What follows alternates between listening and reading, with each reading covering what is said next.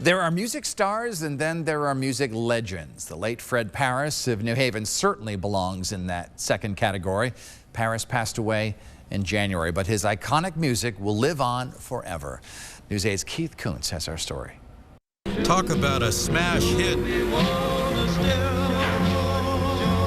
They don't get any bigger than the R&B classic In the Still of the Night. And New Haven's own Fred Parris was the genius behind it. News 8 talked to Fred about the song back in 2016.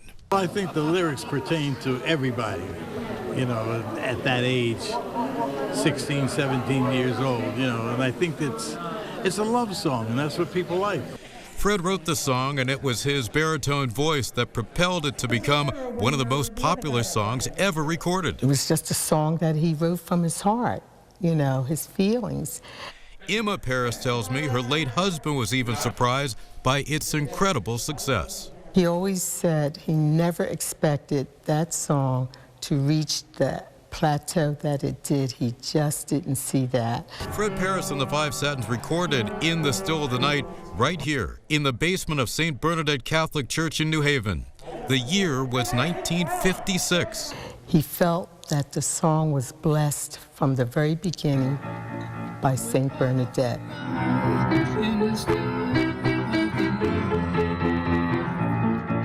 The greatest of working with Fred was the way he appealed to the audiences, the way he sung his songs with feeling.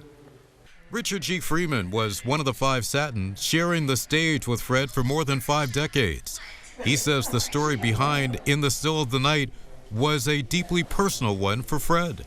He said he used to go with a young lady before he joined the service, and they wanted to try to stay together, but she left New Haven and went, I think, to California or someplace like that.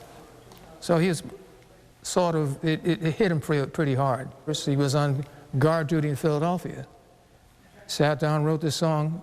Fred's long career as a composer and performer marked by so many milestones. And in recent years, the song has connected with a new generation of music fans. It was featured in hit movies like The Irishman, Dirty Dancing, and Sister Act 2.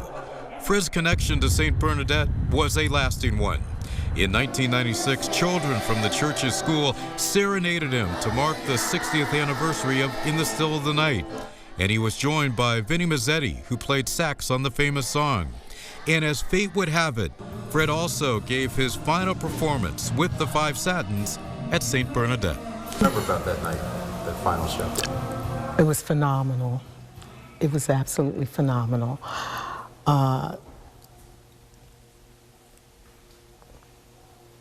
It's just a beautiful.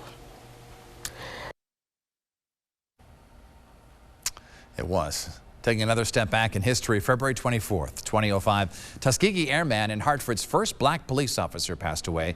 Captain Lemuel Custis joined the force in the summer of 1939.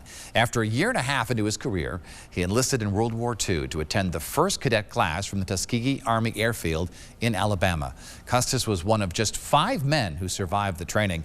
Custis flew more than 90 combat missions in P-40 Warhawks and received the Distinguished Flying Cross and the Air Medal for his heroism.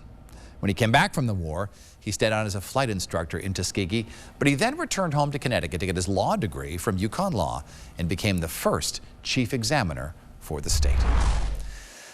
Now for some positive vibes in our Nutmeg Nation. Most of you have heard of the tiny home craze. Now, a businessman from Mystic is hoping to build a tiny home community for homeless veterans. Bookwell Travel already planned to donate part of its proceeds from hotel bookings, but now they're teaming up with Sawyer Sheds in Plainfield to build the tiny homes at cost. But it's more than just the houses. They hope to build a community of about 50 tiny homes for veterans. There, they can live and grow produce to be self-sufficient and gain a new sense of purpose. It will consist of solar farms. It will consist of greenhouses. And the vets will be actually working. This right here, we're going to try to keep in the $35,000 range. Along with the community in eastern Connecticut, they're looking at land in the Waterbury area. They hope to break ground in 90 days. It's expected to take a year to complete each community. Now, if you know of a positive story, find us on social media and use the hashtag #PositiveVibes8. Thank you so much for sharing your time with us for This Week in Connecticut. You can catch us every Sunday morning at 10 o'clock on WTNH, every Monday night at 9 p.m. on our sister station, WCTX. Let's walk over to Tom Dunchik and the Capitol Report crew. Lady and gentlemen, good to see you all today.